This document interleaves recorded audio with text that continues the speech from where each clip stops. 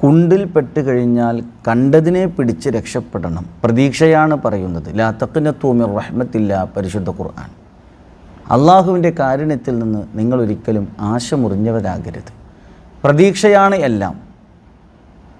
വരാനിരിക്കുന്ന സാഹചര്യങ്ങളെ, ഭാവിയെ എല്ലാം സ്വായത്തമാക്കാൻ പറ്റും എന്നർത്ഥത്തിൽ നോക്കിക്കാണുന്ന വല്ലാത്ത ഒരു ദീർഘമേറിയ മനസ്സ്.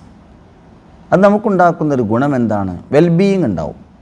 എപ്പോഴും നമ്മൾ അടിയിൽപ്പെട്ടു പോകാതെ, നമ്മൾ നിരാശനായി പോകാതെ, നമ്മളുടെ മെൻ്റൽ സ്റ്റേറ്റ് അത് നമുക്ക് വളരെ സ്റ്റേബിളായി ഒരു ഉറച്ച അവസ്ഥയിൽ എപ്പോഴും മെയിൻറ്റെയിൻ ചെയ്തു പോകാനുള്ള ഒരു വല്ലാത്ത ഒരു കഴിവ് നമുക്ക് പ്രദാനം ചെയ്യുന്നത് പ്രതീക്ഷകളാണ്.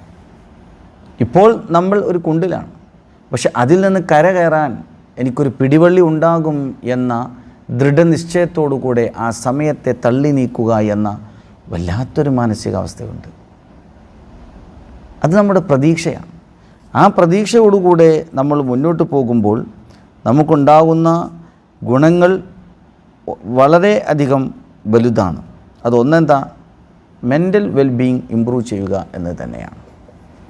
മനസ്സ് ഒരു നിരാശയുടെ പടുകുഴിയിലേക്ക് പോകില്ല. ആ അവസ്ഥയിൽ നിന്ന് രക്ഷപ്പെടാൻ നമുക്ക് കഴിയും. അതാണ് ഖുർആൻ പറഞ്ഞത്, ലാ തഖ്നതു മിർ റഹ്മത്തില്ല. അള്ളാഹുവിൻ്റെ റഹ്മത്തിൽ നിന്ന് നിങ്ങൾ ആശമുറിയരുത് എന്ന് ഖുർആൻ പറയാനുള്ള കാരണം അതാണ്.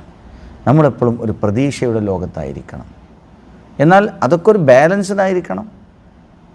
ഒരു അമിതമായ പ്രതീക്ഷയിൽ മനസ്സിനെ കൊണ്ടുപോയി വെച്ച് നമ്മൾ വലിയ നിരാശയിലേക്ക് പോകാൻ പാടില്ല.